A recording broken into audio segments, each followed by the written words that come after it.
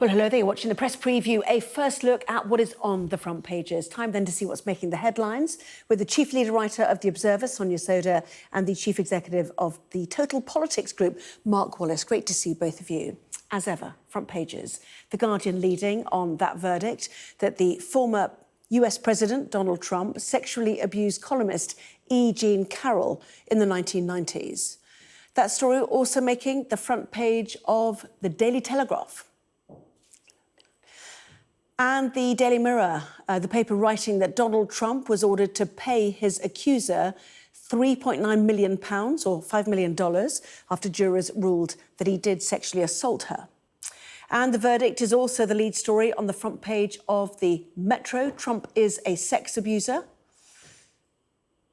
Meanwhile, the Archbishop of Canterbury is set to condemn the government's illegal migration bill and the language being used by ministers.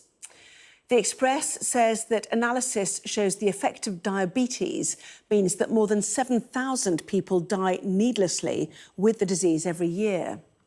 And the Financial Times reporting that, according to officials, the compensation bill for those affected by the NHS contaminated blood scandal could reach £10 billion.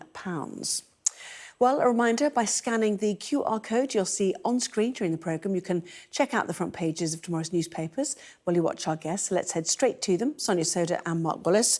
A hasty rewrite for many a newspaper, Sonia. The Guardian, for example, amongst many that pick up on this fact that Trump has now been found guilty of sexually abusing a writer back in the 1990s. Yet again, extraordinary stuff. Absolutely. It's a huge story from the US. A civil jury in the US, in New York State, has found that Donald Trump did sexually abuse a writer, E. Jean Carroll, in a New York department store in either 1995 or 1996. They didn't find that there was enough evidence to say that he had raped her, but the sexual abuse finding is extremely serious. It's a civil case. So she's been awarded civil damages of $5 million, as you said, that Donald Trump will have to pay her.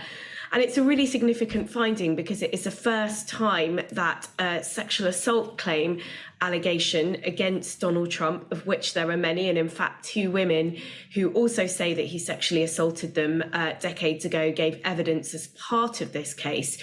But it's the first time that these allegations have been examined by a court. In this case, it was a civil case in New York State.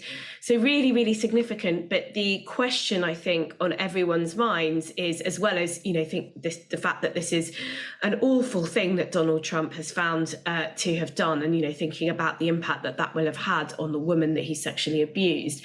But, the question that lots of people will be thinking about is the implications of politics.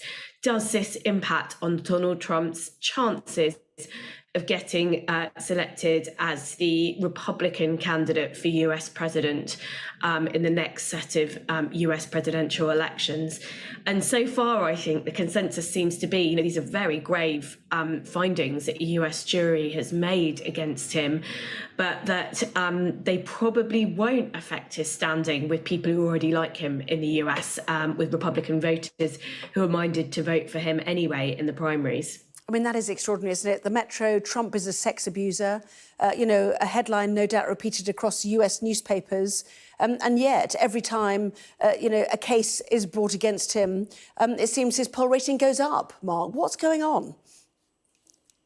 I think a number of things are going on. Firstly, it is really important to note, exactly as Sonia just said, this is a significant and serious and important finding, particularly, of course, for the woman who brought these allegations and brought this case against him, to have her allegations borne out in this way, and also for the 2 women who stepped forward to give evidence about similar allegations during the course of the case. That is not an easy thing for anybody to do under any circumstances, but particularly in a politically charged case in a media spotlight in an age of personality cults and conspiracy theorists. And it's hugely to their credit that they did so, and I hope that they feel that they've got some modicum of justice even through a civil court as a result of this finding. But what's troubling, of course, is that we knew quite a lot of this to one degree or another about Donald Trump, because he told us so.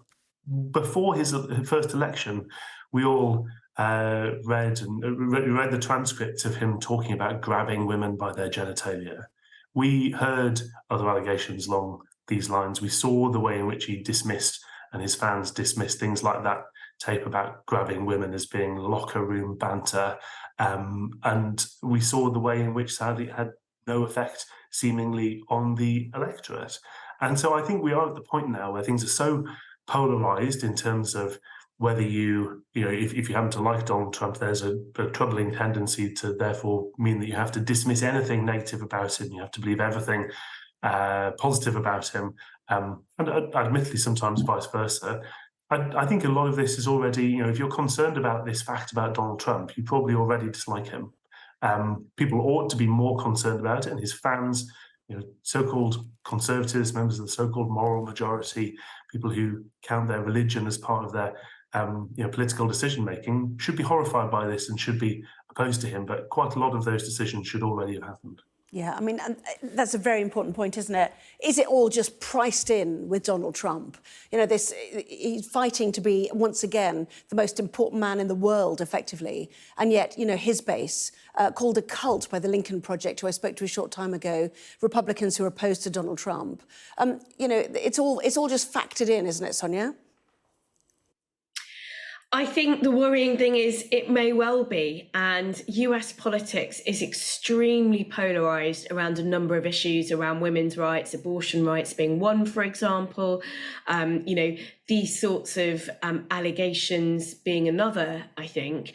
And I think that polarisation is very bad for US politics, but it probably does provide Donald Trump with a degree of insulation against feeling a political fallout from. And when you take a step back, it's just incredible. I mean, this is a former US president who we know wants to be president of the United States again. He's going to throw his hat into the ring for the Republican nomination for president.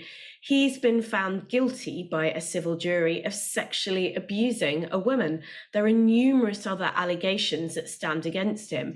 In normal political times, you would think, in US politics, sort of, 30, 40 years ago, that might have knocked somebody out of the running. But it just seems incredible that somebody who has been found guilty of this by a US jury, he has to pay a woman $5 million in damages. It probably isn't going to do his political chances that much harm in terms of, his standing in the Republican Party, because sadly, there are enough people who I think won't be bothered by this. I think there is, the question, though, of what happens, obviously, if he does get the Republican nomination, as lots of people expect him to do so. What happens when he comes up against Biden in the presidential election itself? That still is very much up in the air, and all the polling is saying that, points towards the fact that Biden would probably win. Yes, and you talked about the bravery of E. Jean Carroll. She's in her late 70s, Mark. She has issued a statement. I filed this lawsuit against Donald Trump to clear my name and to get my life back. Today, the world finally knows the truth. This victory is not just for me, but for every woman who has suffered because she was not believed. And certainly she was seen leaving the courthouse, having not made a statement. So that's the statement then from E. Jean Carroll. The Daily Telegraph, picking up on what you said, the trial featuring evidence from two other women who claim Mr. Trump had sexually assaulted them decades ago as well. Natasha Stoynoff, a former reporter at People magazine, told jurors that Mr. Trump had cornered her at his Mar-a-Lago club in Florida in 2005 and forcibly kissed her for a few minutes until a butler interrupted. Jessica Leeds testified that Mr. Trump kissed her, groped her and put his hand up her skirt on a flight in 1979. And they also heard excerpts from that 2005 Access Hollywood video in which Mr. Trump made remarks about women, which you referenced, Mark. And certainly Donald Trump's lawyer, his attorney, suggesting that that should not have been part of this trial and using that as a reason to bring an appeal, saying Mr. Trump is strong and he's a survivor, which, as we all know, appears to be the case. Yes, I mean, all sorts of creatures survive all sorts of circumstances in analogies that I won't particularly cite. But they, unfortunately, what's going to happen, one of the reasons this case, this lawsuit arose was that Mr. Trump called his accuser a liar. And she felt, quite rightly, it turns out, and the jury agreed, that he was defaming her and damaging her reputation by falsely claiming that she was lying about something which the jury has now reviewed the evidence and believes happened. And the fact that you see, firstly, his lawyer, as you say, saying, well, the evidence of his own words in the past should not have been brought into this trial, I think is quite extraordinary, or extraordinary in wider society, if not always for this particular former president. And secondly, Mr. Trump himself saying this is a witch hunt. Well, the famous thing about witch hunts is, and indeed the whole point of the witch hunt becoming an analogy and a reference point in the first place, is the allegations weren't true. And this is the opposite of a witch hunt. We have a jury who has reviewed this evidence, we've heard these witnesses, and has reached a conclusion. I've no doubt he'll throw more money and more lawyers at appeals and a PR campaign to muddy the water further. But it's muddying the water that got him into this position in the first place. Daily Mirror, Sonia, Trump, the sex attacker. Jury rules he did assault a woman and orders him to pay £4 million in damages, as they put it. Daily Mail as well. Is this the end of Trump's new bid to be president? But you can fight to become president, campaign from behind bars. So, it's to answer that question in the Mail, it's unlikely. Sonia.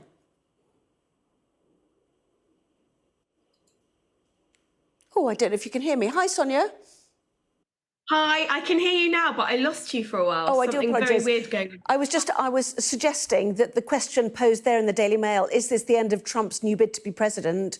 The answer could well be no, because you can campaign to be president from behind bars there.